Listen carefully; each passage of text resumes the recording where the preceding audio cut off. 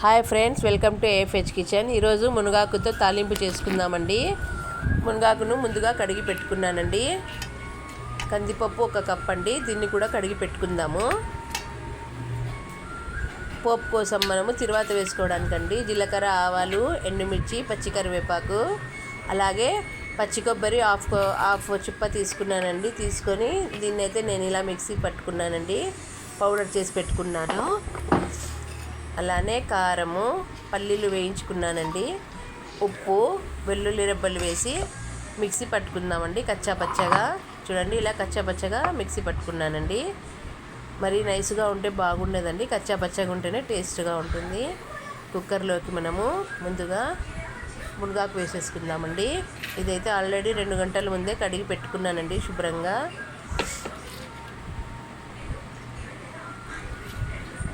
మొత్తం మునగాకంతా వేసేసుకుందామండి. చాలా మంచిదండి ఆరోగ్యానికి. డయాబెటీస్ ఉన్నవారు, చిన్న పిల్లల నుంచి పెద్దవాళ్ళ దగ్గర వరకు అందరూ తినచ్చండి. ఇది అస్సలు చేదుగా ఉండదు. చూడండి, కందిపప్పును కూడా కడిగేసి ఇలా వేసేసుకుందాము.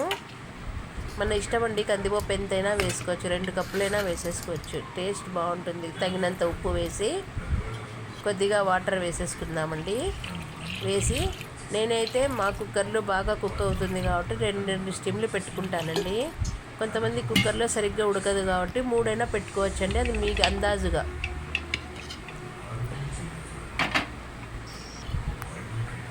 ఉల్లిపాయ ముక్కల్ని కట్ చేసుకున్నానండి.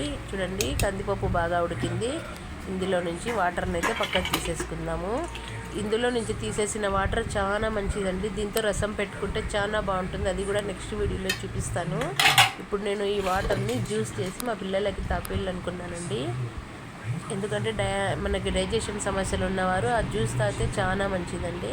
చూడండి, మిగతా ఆకులో నుంచి కూడా ఇలా రసాన్ని అంతా తీసేసి శుభ్రంగా మనము వేరే దాంట్లో షిఫ్ట్ చేసుకుందామండి. దీన్ని పొడి పొడిగా ఒకటేసారి చేసేసుకుందాము. ఇలా ఆకునంతా మనము పిండేసుకొని వాటర్ని ఇలా పొడి పొడిగా చేసి పెట్టేసుకుందామండి. కాలుతుందండి కొంచెము. ఇప్పుడు మనమంతా పొడి పొడి చేసుకున్న వాటిలోకి పల్లీల పొడిని అలాగే పచ్చి కొబ్బరిని కూడా వేసి బాగా మిక్స్ చేసేసుకుందామండి.